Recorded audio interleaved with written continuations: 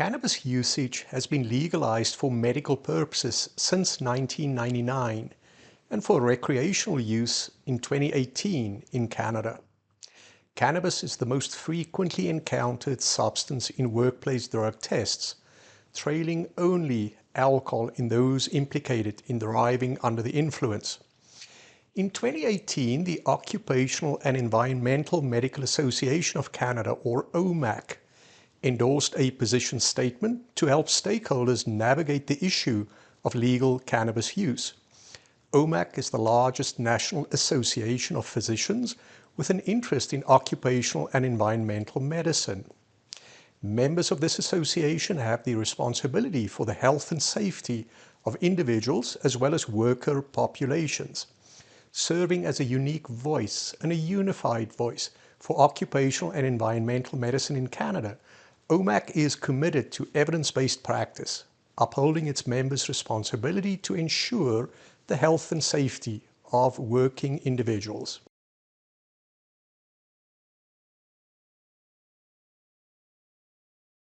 The objective of this research was to update the 2018 OEMAC position statement and to inform OEMAC members, employers, collective bargaining units, and other stakeholders about the implications of cannabis use in safety-sensitive and decision-critical jobs, guiding policy and decision-making.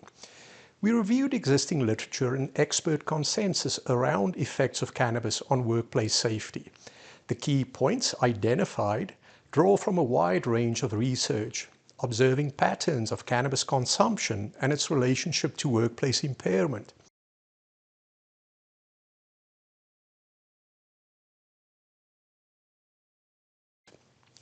The results of our research suggest that cannabis causes a material risk of occupational impairment, specifically resulting from the impact on cognitive and psychomotor function, potentially influencing memory, reaction time, and judgment, along with other psychomotor and cognitive domains.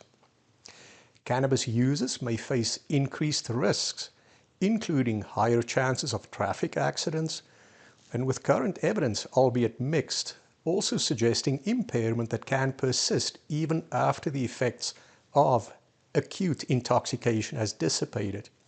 The exact duration of impairment is dependent on a range of factors, including the dose of THC cannabis, the route of administration, concurrent use of other substances, including alcohol, the presence of fatigue, as well as a range of other factors. The exact duration of impairment remains uncertain and varies widely. Some studies indicate effects may last only a few hours, while others suggest it could extend to several days and some effects even lasting weeks, emphasizing the need for further investigation.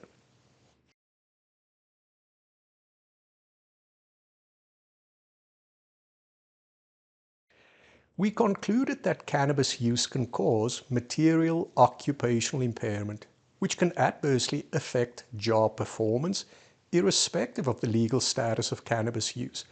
That is, whether it was procured legally or whether it was obtained on the black market. It is dose dependent and it can disproportionately increase occupational risk, very specifically in safety-sensitive workplaces. Current studies often do not reflect real-world cannabis consumption conditions, and these studies often involve THC doses that are lower than commonly encountered in occupational medicine practice. Also, the frequency of cannabis use in these studies is often lower than what is observed among safety-sensitive workers in occupational medicine settings.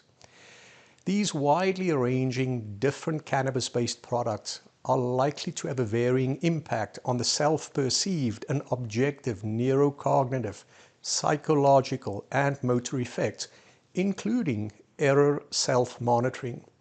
Lower THC doses and less frequent use can understandably result in shorter duration of impairment.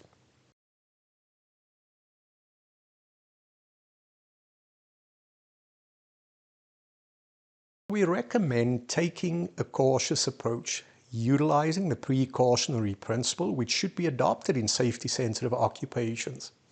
Until more definitive research clarifies the full scope and duration of cannabis-related impairment, we recommend erring on the side of safety. For practical guidance, refraining from operating heavy machinery or performing safety-sensitive tasks for at least 24 hours post-consumption is recommended, and longer abstinence may be necessary in cases of concerns about persisting impairment. One of the strengths of this research is the amalgamation of current scientific evidence with expert opinion, providing a comprehensive overview relatable to various occupational contexts. One of the limitations of this research is the notion that the evidence is mixed. There's varying methodological rigor applied in these studies, and with the observational studies often failing to reflect real-world scenarios. These mainly focus on lower quantifiable doses of THC, as said, than what we may experience in clinical practice and in the real world.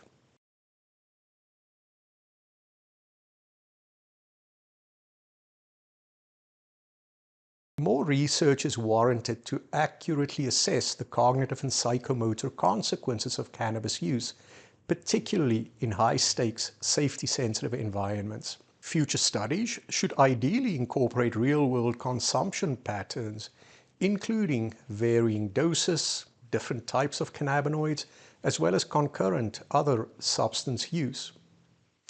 Organizations might consider adapting interventions and training programs to mitigate the risk associated with cannabis use in the workplace.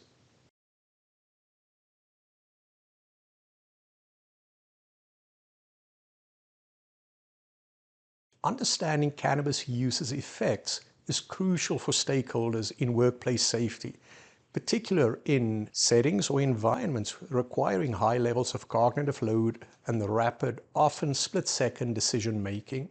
Implementing updated workplace drug and alcohol policies is advised, as well as providing education to employers and workers about the risks associated with cannabis use and the recognition of impairment, not only related to the use of cannabis.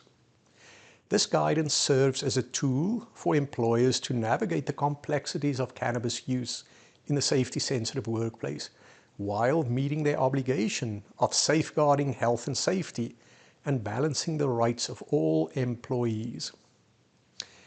Understanding how cannabis affects people is really important for jobs that need quick thinking, multitasking, and sound decision-making.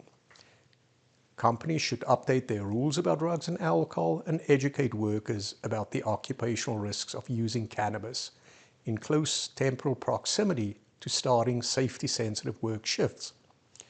This paper serves as a guide for employers to think about how drug use can impact worker safety and health in today's world, and it offers practical recommendations for mitigating risk at work.